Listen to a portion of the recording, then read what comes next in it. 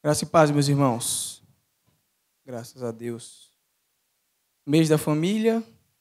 Então, hoje nós vamos conversar um pouco sobre família também. Por isso que o tema da mensagem é onde Jesus mora.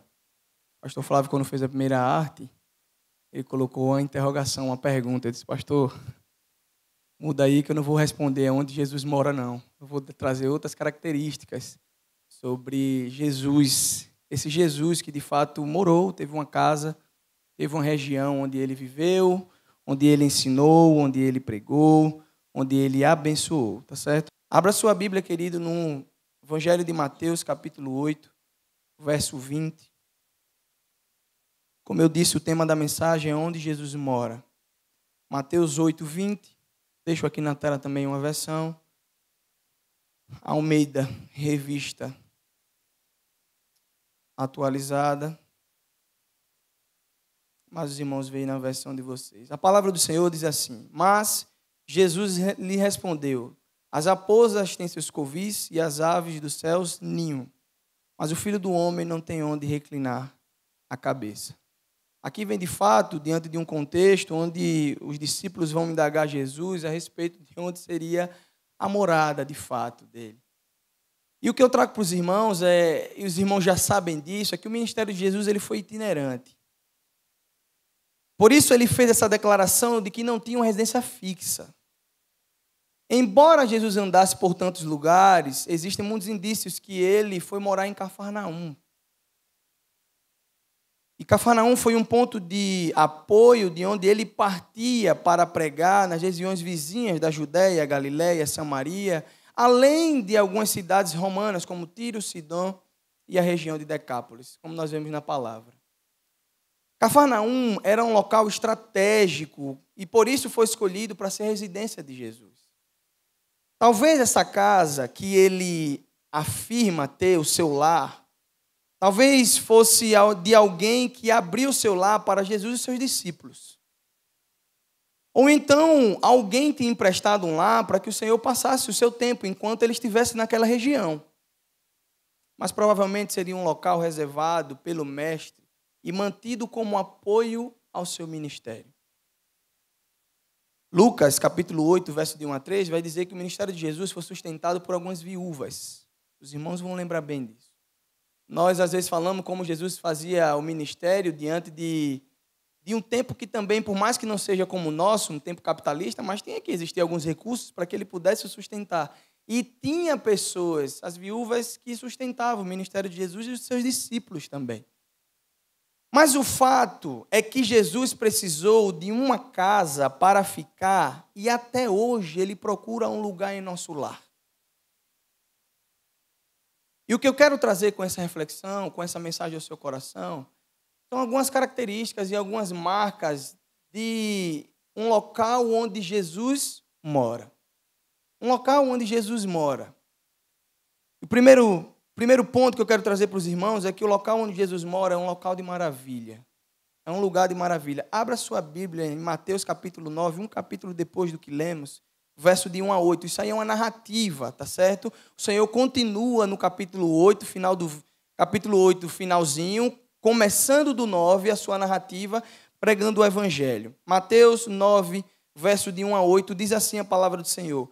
Jesus entrou num barco e atravessou o mar até a cidade onde morava. Algumas pessoas lhe trouxeram um paralítico deitado numa maca. Ao ver a fé que eles tinham, Jesus disse ao paralítico: Anime-se, filho, seus pecados estão perdoados. Alguns mestres da lei disseram a si mesmo: Isso é blasfêmia. Jesus, percebendo o que pensavam, perguntou: Por que vocês reagem com tanta maldade em seu coração? O que é mais fácil dizer? Seus pecados estão perdoados, ou levante-se e ande. Mas eu lhes mostrarei que o Filho do Homem tem autoridade na terra para perdoar pecados. Então disse ao paralítico: Levante, pegue sua maca e vá para casa. O homem se levantou e foi para casa. Ao ver isso, a multidão se encheu de temor, louvou ao Senhor por ele ter dado autoridade aos seres humanos. Meus irmãos, a casa de Jesus, e o texto é bem claro dizendo que quando Jesus estava chegando à sua casa, chegando à sua residência, A casa de Jesus estava aberta para as multidões. Por isso era um lugar onde operava vários milagres. O texto diz para mim e para você que quando ele chega na cidade onde morava, algumas pessoas lhe trouxeram um paralítico. E o Senhor se volta para aquele homem e ele diz que não só a fé daquele homem foi contemplada. O texto diz que ao ver a fé que eles tinham, eles de fato, aqueles que trouxeram e também um paralítico, o Senhor vai e perdoa pecados e cura aquele paralítico.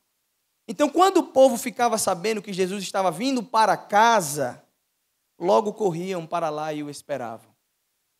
Jesus era tão assediado pelo povo, pela multidão, que certa vez os discípulos até se preocuparam como é que ele descansava e comia. Está lá em João 4,31. Mestre, o Senhor não vai comer nada, não vai ter nenhum tempo de descanso, porque aonde Jesus estava era um tempo que as multidões também se faziam presente. Uns por curiosidade, porque não é fácil e nem comum ver um homem passando, curando ninguém, nem até mesmo perdoando pecados. Então, alguns curiosos olhavam Jesus de longe, assim como Lucas 14 vai falar, quando Jesus para a multidão e diz, ó só, muitos me seguem, mas há um preço para me seguir. E aí é o texto conhecido como o custo do discipulado, que Jesus olha para a multidão. E ele não diz assim, você vem ou você vem. Ele não escolhe, mas ele coloca algumas condições. E ele diz, ó, não pode vir até mim aquele que não deixar pai e mãe. Aquele que não amar pai e mãe, filho e filha, esposa e esposa, mais do que a mim, não é digno de mim. Ele coloca algumas condições para seguir. Mas o povo aqui estava em busca de fato de cura. É o que eu quero deixar para os irmãos. A casa que Jesus mora é um local onde opera milagres. Quando Jesus mora em nossa casa, nós sentimos seu poder em cada coisa que acontece. Mesmo diante das lutas que enfrentamos, sabemos que Jesus está sempre disponível para nos socorrer. Nesse texto é bem claro que o homem paralítico não poderia chegar até Jesus se não fosse alguém o auxiliando. Ele não poderia chegar até o mestre se não fosse alguém que o colocasse lá, como o mesmo texto vai dizer. Como pode alguém paralítico chegar perto da casa do mestre? Não tem condições. Mas o povo se comoveu diante daquela situação e o colocou diante da casa do Senhor. Então, meus queridos, se Jesus mora em sua casa, maravilhas vão acontecer.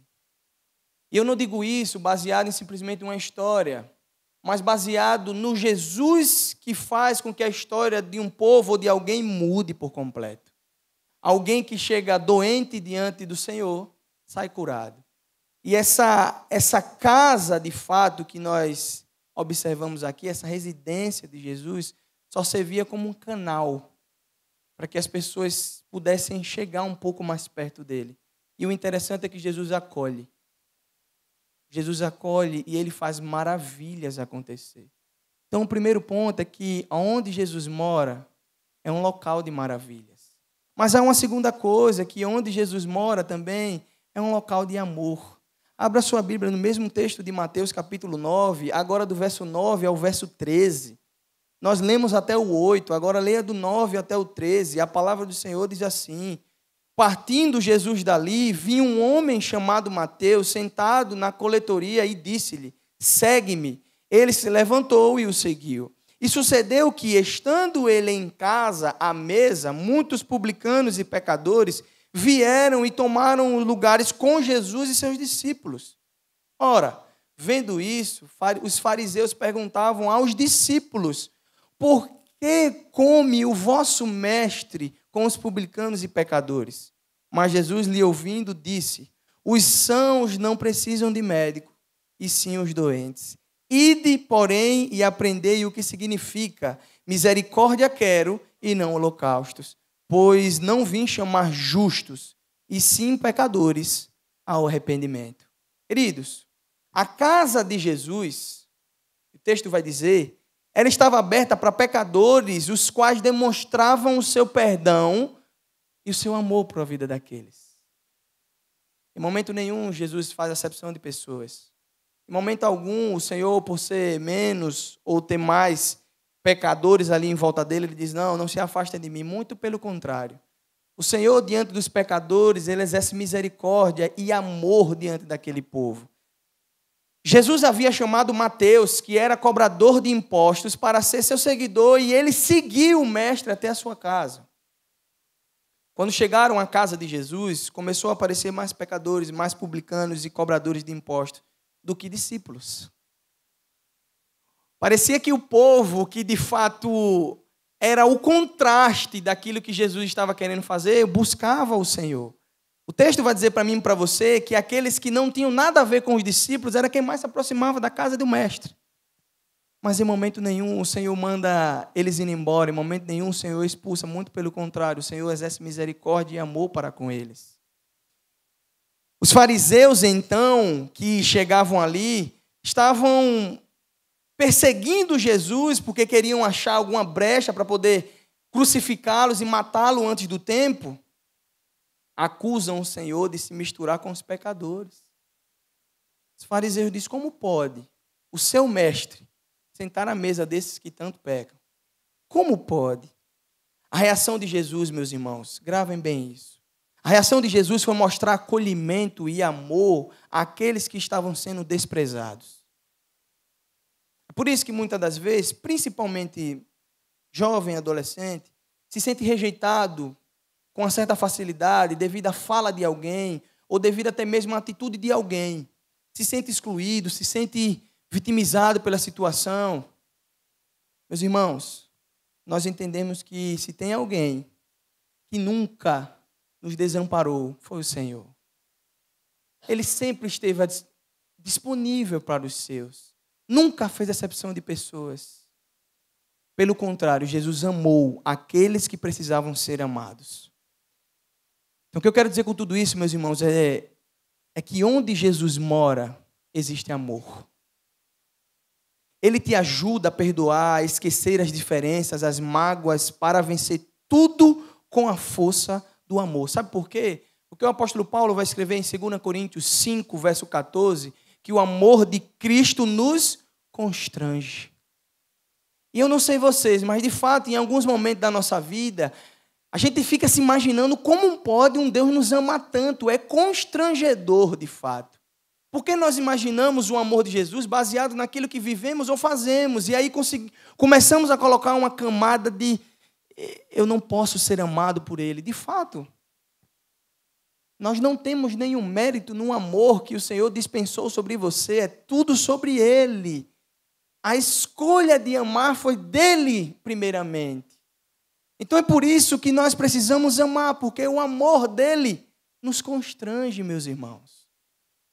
Então eu preciso dizer ao seu coração nessa noite que aonde Jesus mora, o amor, ele é maior que as diferenças.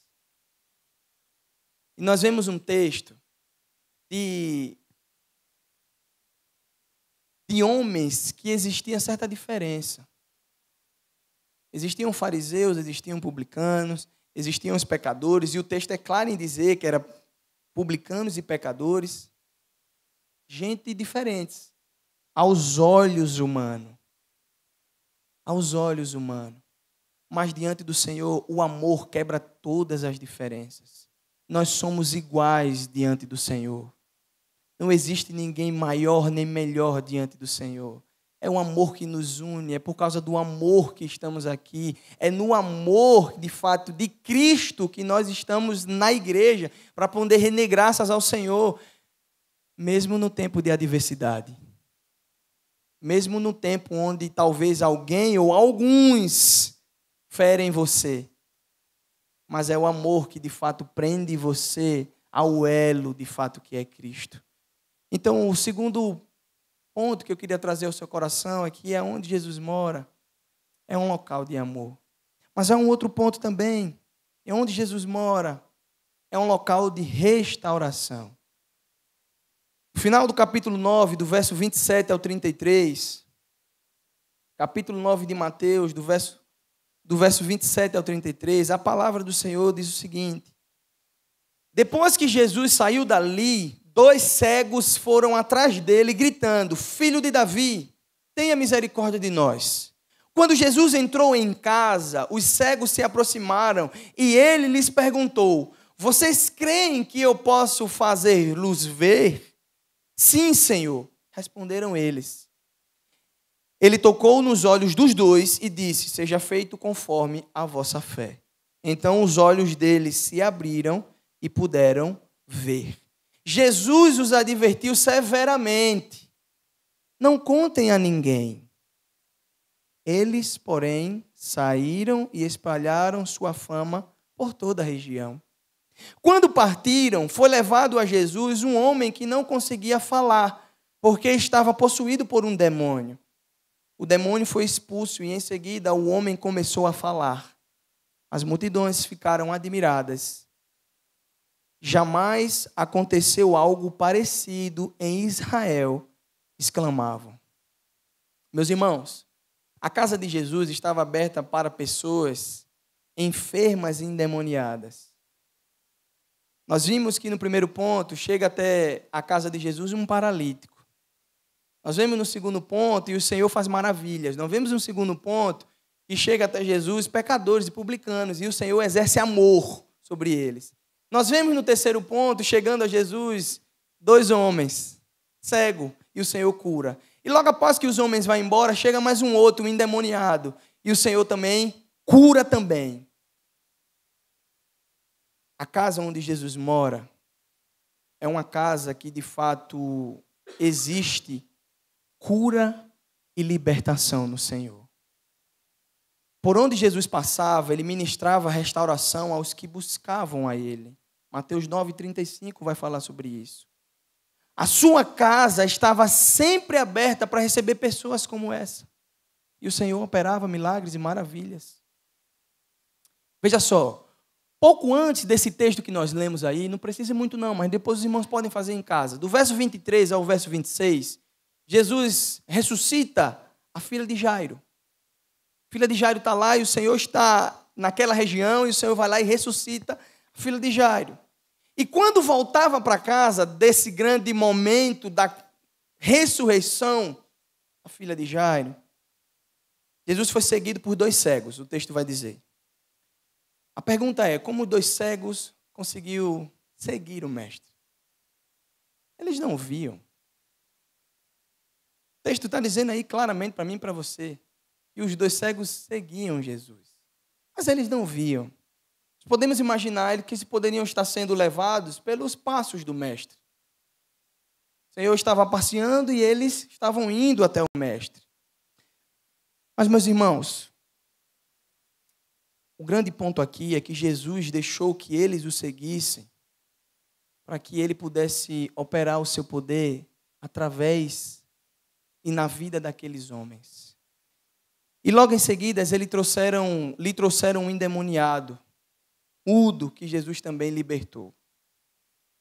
O ponto-chave aqui é que Jesus, ele pode operar milagres, seja em qualquer lugar que estiver. Mas ele deixou chegar até em casa para poder operar o seu milagre. O texto diz para mim e para você. Quando Jesus entrou em casa, os cegos se aproximaram. Ele poderia curar no meio do caminho. Ele poderia dar uma palavra, assim como deu para o servo do centurião, e curar, sem estar presente. Mas isso é pedagógico, meus irmãos. Todo o ensino de Jesus, há uma pedagogia, há um ensino por trás disso. O Senhor quer dizer para mim e para você que o nosso lar, onde Ele mora, é um local de restauração. Então, se há algo que precisa ser restaurado no Senhor, há restauração. Buscando o Senhor, há essa restauração. Então, vivemos num tempo onde famílias, de fato, talvez por pressões da vida, até válidas, mas têm perdido um pouco a sensibilidade de buscar ao Senhor para restaurar relacionamentos e restaurar o seu lar. Posso garantir para os irmãos, assim como preguei, acho que no dia 12 de novembro do ano passado, uma palavra que até hoje fica no meu coração: no Senhor sempre há esperança. No Senhor sempre há restauração. Porque, queridos, não tem a ver conosco. Não tem a ver conosco. O que podemos fazer é exercer a nossa fé. Por isso que eu gosto das perguntas que vêm, às vezes de maneira até despretensiosa. O jovem, acho que ano passado, perguntou: pastor, é possível pedir mais fé? É pecado pedir mais fé? Eu falei: não. Talvez seja pecado você não pedir. Peça. Porque tem vezes, meus irmãos, que a nossa fé ela anda tão vacilante que a gente tem que pedir ao Senhor: fortalece a nossa fé. Dá-nos fé. Porque a palavra aqui dita ao homem foi: filho, seja feito conforme a vossa fé. O Senhor curando aqui, ele não diz assim, não, ele diz: seja feita conforme a vossa fé. A pergunta que fica é: que tipo de fé você tem sido, ou você tem exercido no seu lar? Que tipo de restauração você deseja para seus filhos, se a sua fé não externaliza de fato que você deseja ver o seu filho transformado? Que tipo de fé você deseja para o seu relacionamento, se você não exerce a sua fé para que o Senhor veja o tamanho da sua fé e restaure o seu relacionamento? Que tipo de fé nós vivemos? Os jovens estão estudando aí, dia de sábado, uma série de mensagens, fé na prática. E eu costumo dizer para eles o seguinte: não existe fé sem a prática. Concordo plenamente com Tiago. Talvez Lutero, em grandes de suas teses, quis refutar Tiago, dizendo que Tiago estava menosprezando ou diminuindo o apóstolo Paulo, mas não. Meus queridos, nós como cristãos não temos como exercer a nossa fé se não for agindo. Porque a fé teórica, de verdade, ela é vã. A fé teórica ela é vã. A fé, quando ela é praticada, você está confirmando de fato que você tem aquilo que o Senhor te deu. Por isso que eu gosto desse texto, quando o Senhor mesmo fala: seja feita conforme a vossa fé. O exercício que fica para mim e para você é: você tem pedido restauração ao Senhor? Se você tem pedido restauração ao Senhor, imagina só o Senhor chegando agora diante de você, o nosso Jesus. Você acha que Ele pode dizer para você agora: seja feito conforme a vossa fé? E de fato a vossa fé irá restaurar e transformar o que precisa ser restaurado? Nós muitas das vezes esperamos uma palavra última do Senhor e tem que ser assim. Porque a primeira palavra e a última palavra sempre é do Senhor. Sempre tem que ser dele. Mas eu e você precisamos exercer a nossa fé. É por isso que onde Jesus mora é um local e um lugar de restauração. Restauração. Por último, eu quero dizer que o lugar onde Jesus mora, o local onde Jesus mora, é um lugar de edificação. Abra sua Bíblia agora um pouco mais adiante, Mateus capítulo 13. Mateus capítulo 13, do verso 36 ao 39. Mateus 13, do 36 ao 39. A palavra do Senhor diz assim: em seguida, deixando as multidões do lado de fora, Jesus entrou em casa. Seus discípulos lhe pediram: por favor, explique-nos a história do joio no campo. Jesus respondeu: o filho do homem é o agricultor que planta as boas sementes. O campo é o mundo e as boas sementes são o povo do reino. O joio são as pessoas que pertencem ao maligno. E o inimigo que plantou o joio no meio do trigo é o diabo. A colheita é o fim dos tempos. E os que fazem a colheita são os anjos. Aqui o Senhor está falando por meio de parábolas. Algo interessante. E parênteses, meus irmãos. Os discípulos muitas das vezes parece que não entendiam bem quando Jesus falava por parábolas. Eles ficavam meio tontos. Eles ficavam meio perdidos dentro da fala de Jesus. E percebam, toda vez que você for ver uma parábola, logo depois, em muitas parábolas, você vai ver os discípulos dizendo: mestre, o que é que o senhor estava querendo dizer ali? Está todo mundo confuso aqui. Não explica para a gente de novo. Então o Senhor sempre faz didaticamente, Ele ensina de novo aos seus, aos mais íntimos, aos mais de perto. Por quê, meus irmãos? Porque a casa de Jesus, e o texto vai dizer que Jesus estava em casa com os seus, a casa de Jesus era um lugar para os discípulos ficarem e conversarem com o mestre. Ali era um local de treinamento e ensino das Escrituras. quando faziam suas paradas entre as viagens para se alimentar e descansar, aproveitavam para um tempo de aprendizado mais intenso com Jesus. Vocês imaginem agora o tanto de pergunta que esses homens deveriam fazer ao mestre. Diante de vendo tanta coisa, de tanta situação, você imagina só, todo mundo, todos os 12 ali com o mestre. Imagina os níveis de pergunta teológica. E o Senhor só nadando, ensinando, exortando, cuidando, amando. Queridos, nesse texto que nós acabamos de ler, nós vemos o mestre explicando as 4 parábolas que ele começa a narrar ali em Mateus 13. Os irmãos podem ler em casa. 4 ensinos em parábolas o Senhor vai dizer aí em seguida. Isso mostra que o Jesus também, o nosso Jesus, ele dedicava tempo de ensino aos seus discípulos. Porque, meus irmãos, concordem comigo, a casa é o lugar, ou o nosso lugar, que nós ficamos mais à vontade. Eu não me imagino você no seu lar, formal, do jeito que você é no seu trabalho. Eu não imagino você formal, pastor Flávio, dessa forma assim, conversando e brincando com os meninos, tão alinhado. Eu não imagino, porque a nossa casa é um local, de fato, onde nós colocamos e depositamos todas as nossas fragilidades e fraquezas, onde nós nos despimos de fato, é onde nós ficamos mais à vontade. Então, com a casa de Jesus não era diferente. A casa também é onde mostramos quem realmente nós somos. E os discípulos tiveram a oportunidade de conhecer Jesus de forma mais íntima. Eles conviveram com o mestre em sua própria casa. Certamente Jesus aproveitava bem o tempo a sós com seu amigo para edificar as vidas. Meus irmãos, preciso deixar uma palavra ao seu coração. Talvez eu já venha dizendo isso há um tempo a alguns jovens, principalmente alguns jovens casados que chegam para conversar sobre alguns assuntos.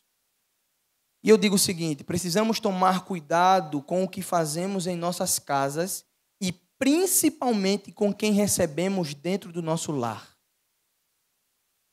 É preciso tomar muito cuidado, porque nem todo mundo que entra na sua casa é para edificar.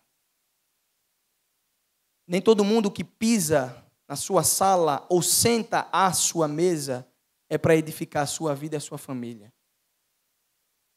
Então Jesus está deixando uma lição bem clara aqui. Quando ele edifica com os seus mais íntimos. Os outros ele cura. Veja só, nós vimos milagres aqui agora. Cura de paralítico, cura de cego, de endemoniado, cura física e espiritual. E agora o Senhor está edificando e ensinando os seus. Então, queridos, nós gastamos muito tempo com coisas inúteis, além de conversas desnecessárias, sendo que podemos investir mais no crescimento espiritual da nossa família. E às vezes é difícil falar até dessa forma, porque a nossa vida ela é corrida, ela é dinâmica. Tem uns que saem talvez 6, 7, voltam 11, meia-noite, um pouco mais cedo, talvez alguns. Mas não há tempo mais à mesa como antes. Para pensar quanto tempo você tinha sentado à mesa com a sua família para um culto doméstico. Eu lembro que, bem pequeno, na casa dos meus pais era na segunda. Nós parávamos, conversávamos, mesmo sem querer muitas das vezes, mas fazia porque tinha que fazer, ainda estava lá morando, a resposta era sempre a mesma: enquanto morar aqui vai ter que fazer. E a gente vai lá e presta continência e segue o caminho, o fluxo. Mas quantos de nós temos perdido isso hoje? E às vezes nós queremos atribuir uma certa responsabilidade para a igreja ou para o pastor, que é em casa que começa. As famílias exercem o primeiro papel. As famílias edificam o seu lar. Aqui você só abastece. Aqui você só se alimenta. Aqui você só cresce. Lá fora você coloca em prática. Mas os papéis estão invertidos. Conversando essa semana com alguns amigos, podemos perceber que a nossa rotina de domingueira de igreja é só para consumir, de fato. Então eu preciso de uma boa pregação, eu preciso de uma boa ministração, eu preciso de uma boa mensagem, eu preciso consumir, porque às vezes eu estou tão... Minha vida está tão corrida que eu não consigo parar, respirar e dizer o que é que eu estou fazendo com a minha vida espiritual. O pastor disse recentemente aqui numa reunião de professores da EBD que nós vamos ter 52 domingos. Multiplicado por 2 aí, são 104 sermões. Nós vamos ter que ministrar aqui. Pastor Paulo, um pouco mais. Veja, alimento não falta. O alimento não falta. Está lá. Dominicalmente, semanalmente. E se você for além e não quiser talvez ouvir os seus pastores aqui, você pode abrir o Google. Escolher o tipo e quem vai pregar e ouvir. Existem vários, e de verdade, muitos que são bons de verdade. Você para, ouve e te edifica. Edifica o coração, de fato. Te leva para mais perto. Mas, meus irmãos, é só aqui na comunidade, no coletivo, dia de domingo, que nós somos edificados. É aqui, dominicalmente, de fato, que nós vivemos a edificação. É no nosso íntimo, porque aqui, a primeira igreja batista em Aracaju, é o nosso lar. É onde o Senhor habita. E aonde o Senhor habita é um local de edificação. Estou falando aqui de templo, de espaço. Me entendam. Estou falando de vidas. E quando nos reunimos aqui, nós estamos reunidos no nome daquele que está acima de todo nome. O nome desse Jesus é quem transforma, é quem faz maravilhas, é quem leva amor, é quem restaura e edifica.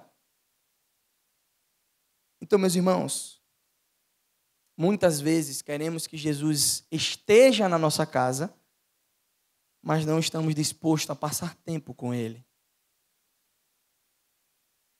Fazemos como Marta. História bela, linda.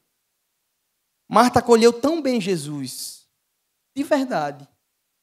E uma vez eu vi, conversando com alguns amigos aqui jovens, o pessoal criticando a postura de Marta, e eu vejo que o pessoal está crente de verdade. Criticando a postura de Marta, e aí eu falei, interessante. Quantos de nós receberíamos Jesus carne e osso? E não iríamos tentar oferecer o nosso melhor antes de poder sentar? Então, antes de criticar, olha para dentro de si. Eu me coloco, de fato, numa situação, eu queria oferecer o melhor. Mas Maria nem tinha o que para oferecer. E sentou aos pés dele. A grande questão daquele texto não é nem o que Marta estava fazendo, era o coração de Marta, porque Marta ela fica chateada porque a outra não está ajudando. E aí o Senhor, Marta, Marta. Marta, Marta. Maria está desfrutando daquilo que é essencial do momento. Então, meus irmãos, muitas das vezes estamos como Marta, que até acolheu Jesus em sua casa, mas estava preocupada, mas estava muito ocupada em lhe dar atenção. Mas o mestre deixou bem claro que o seu propósito, quando entrava numa casa, era de ensinar as Escrituras. Jesus combateu o inimigo com as Escrituras. Todas as vezes que Jesus vai dar uma palavra para alguém, ele cita as Escrituras, de fato. Porque o ensino dele era sempre pedagógico para ensinar as Escrituras do Senhor. Então, meus irmãos, a casa onde Jesus mora é lugar de pregação do Evangelho. A casa onde Jesus mora sempre será uma casa edificada. Porque não tem a ver conosco, tem a ver com a presença daquele que edifica. E eu posso dizer aos irmãos, de verdade, há como o Senhor edifica. Ele edifica. Meus irmãos, há como o Senhor restaura. A presença do Senhor ela é restauradora. Ela é consoladora. Em tempos de adversidades, clamamos por restauração e essa presença do Senhor no nosso lar, de fato, traz uma restauração. Então, queridos, para concluir, Mateus 13, 57, esse vocês não precisam abrir, só me acompanhem. Mateus 13, 57, o mesmo capítulo. Diz o seguinte, então Jesus lhe disse, um profeta recebe honra em toda parte, menos em sua cidade, entre sua própria família. Jesus está dizendo isso. Um profeta parece que recebe honra em toda parte. Ele é bem visto pela maioria, mas chegou em casa, na sua família, começa a complicar. Queridos, desde que Jesus nasceu, seus pais procuraram uma casa para recebê-lo e durante toda a sua vida enfrentou o desprezo de algumas pessoas que não o aceitavam. Esse texto que nós acabamos de ler é Jesus ensinando. Jesus está ensinando e aí um povo chega e diz assim, quem é aquele? Não é o filho de Maria e José? Sim, aquele. Sim. Então eles começam a rejeitar. A palavra está dizendo, eles rejeitam a mensagem. E aí o Senhor exclama isso aqui no final do capítulo 13. Sabe por quê, meus irmãos? Porque muitas casas não honram a Jesus e por isso o Senhor não opera milagres nessas famílias. Tem família que não honra a Cristo. Conhece a Cristo. Assim como esses homens conheciam a Jesus. É aquele, o filho de Maria, é aquele, de fato, é o Jesus da primeira igreja, é aquele. Isso. Mas que honra você concede a ele dentro do seu lar?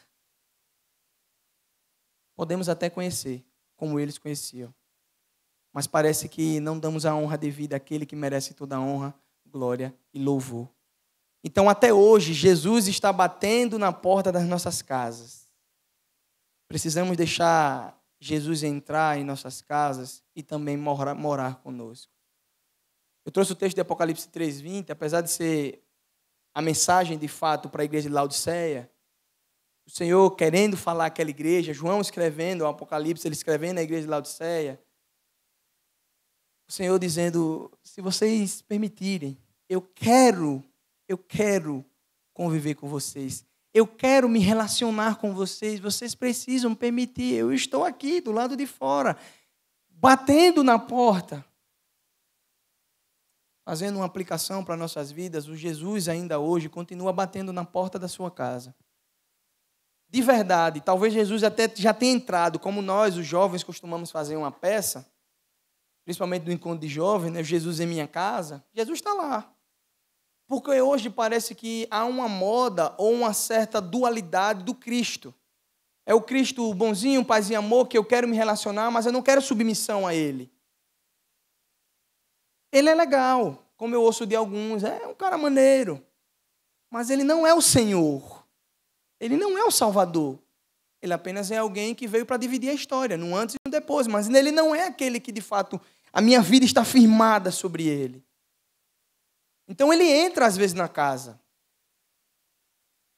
Mas quando não lhe dão a honra devida, de fato ele não consegue edificar, porque você, por suas fragilidades e fraquezas, não consegue entender que a partir do momento que ele entra na nossa casa, ele precisa ter a chave dela para tudo aquilo que for ser feito, seja feito com a anuência desse Jesus.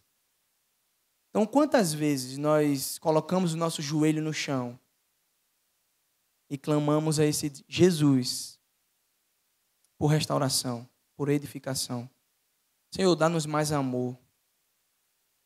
Senhor, dá-nos mais amor. Realmente tem algumas pessoas que a gente tem que pedir, Senhor, nos dá mais amor. Concordo. O pastor Roberto aqui disse bem, aqui compartilhando, que de fato algumas pessoas são mais amáveis que outras. E está tudo bem. Algumas pessoas a gente tem que pedir um pouco mais. Mas precisamos amar. O que não pode ser deixado de lado é o amor. Então, queridos, Jesus não quer ser uma visita em sua casa, nem mesmo um hóspede. Porque o que ele merece ser é o Rei, o Senhor e o dono do nosso lar. Acredite, em nome de Jesus, acredite. Onde Jesus mora, sempre será um lugar de milagres e maravilhas, amor, restauração e edificação.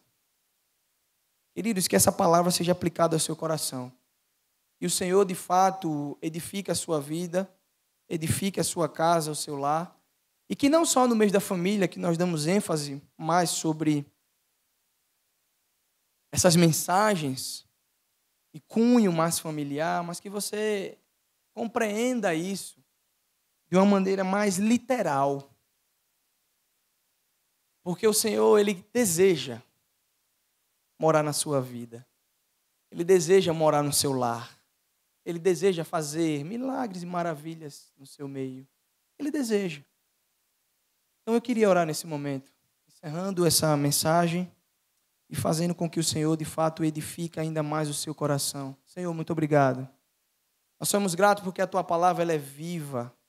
Nós somos gratos porque a Tua palavra ela transforma. Nós somos gratos porque a Tua palavra ela aquece o nosso coração. Nosso desejo é que nós possamos entender que aonde o Senhor mora, de fato, maravilhas serão operadas. Onde o Senhor está, também há restauração. Onde o Senhor está, existe amor, porque não existe outra coisa que possa definir melhor o amor, senão o Senhor. Um Deus que é amoroso. E o local onde o Senhor também habita a edificação. Senhor, então traz edificação para a Tua igreja.